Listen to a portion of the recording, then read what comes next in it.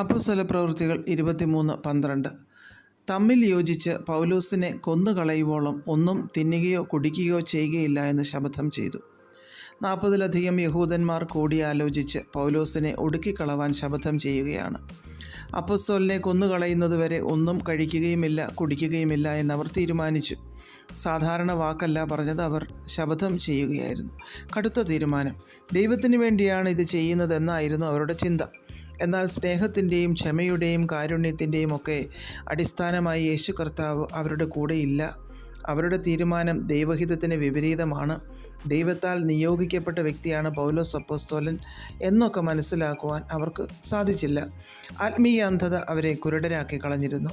മനുഷ്യർ എത്ര വലിയ കണികൾ ഒരുക്കിയാലും തന്ത്രങ്ങൾ പദ്ധതിയിട്ടാലും ദൈവീക പദ്ധതിയെയും അതിനായി തിരഞ്ഞെടുത്തിരിക്കുന്ന വ്യക്തികളെയും നശിപ്പിച്ചു കളയുവാൻ സാധ്യമല്ല എന്ന് ഈ വേദഭാഗം നമ്മെ ഓർമ്മിപ്പിക്കുന്നു. പൗലോസിൻ്റെ സഹോദരിയുടെ മകൻ വഴി അപ്പോസ്തലൻ രക്ഷപ്പെടുകയും ചെയ്തു. അപ്പോസ്തലപ്രവൃത്തികൾ 9:15 യേശുക്രിസ്തു അനന്യാസിനോട് പറഞ്ഞിരിക്കുന്നു, പൗലോസ് അപ്പോസ്തലൻ കർത്താവിൻ്റെ നാമം ജാതികൾക്കും രാജാക്കന്മാർക്കും ഇസ്രായേൽ മക്കൾക്കും മുൻപിൽ വഹിക്കുവാൻ കർത്താവ് തിരഞ്ഞെടുത്തിരിക്കുന്ന ഒരു പാത്രമാകുന്നു എന്ന്.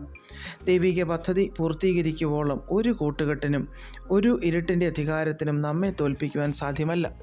പലപ്പോഴും നമ്മൾ കർത്തൃവേലയിൽ എരിവുള്ളവരായി ശക്തിയോടെ നിൽക്കുമ്പോൾ നമ്മെ തകർക്കുവാൻ അന്ധകാര ശക്തികൾ മനുഷ്യരിൽ കൂടി പ്രവർത്തിക്കും. അത് നമ്മോടുള്ള പകയല്ല, നമ്മിൽ വ്യാപരിക്കുന്ന ദൈവ സാന്നിധ്യത്തോടുള്ള പകയാണ്. എഫേസ്യർ 6:12 നമുക്ക് പോരാട്ടമുള്ളത് ജഡരക്തങ്ങളോടല്ല, വാഴ്ചകളോടും അധികാരങ്ങളോടും ഈ അന്ധകാരത്തിൻ്റെ ലോകാധിപതികളോടും സ്വർലോകങ്ങളിലെ ദുഷ്ടാത്മ സേനയോടുമത്രേ എന്ന് പറഞ്ഞിരിക്കുന്നു. അതുകൊണ്ട് നമുക്കെതിരായി നിൽക്കുന്നത് മനുഷ്യരല്ല, അവരെ കൈകളിലെടുത്ത് ഉപയോഗിക്കുന്ന ഇരുട്ടിൻ്റെ അധികാരങ്ങളാണ്. സങ്കീർത്തനം 37:32-33 ദുഷ്ടൻ നീതിമാനെ ഒളിഞ്ഞു നോക്കുന്നു, അവനെ കൊല്ലുവാൻ തരം നോക്കുന്നു, യഹോവ അവനെ അവൻ്റെ കയ്യിൽ വിട്ടുകൊടുക്കുകയില്ല എന്ന് പറഞ്ഞിരിക്കുന്നു.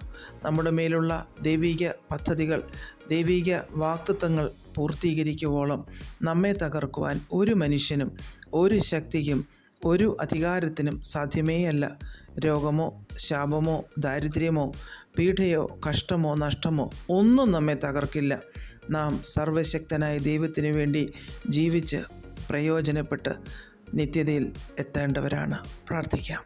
പ്രിയപിതാവേ, അങ്ങേക്ക് ഞങ്ങളെക്കുറിച്ചുള്ള ശ്രേഷ്ഠകരമായ പദ്ധതികൾക്കായി സ്തോത്രം. യേശുക്രിസ്തുവിൻ്റെ നാമത്തിൽ ആമേൻ. God bless us all.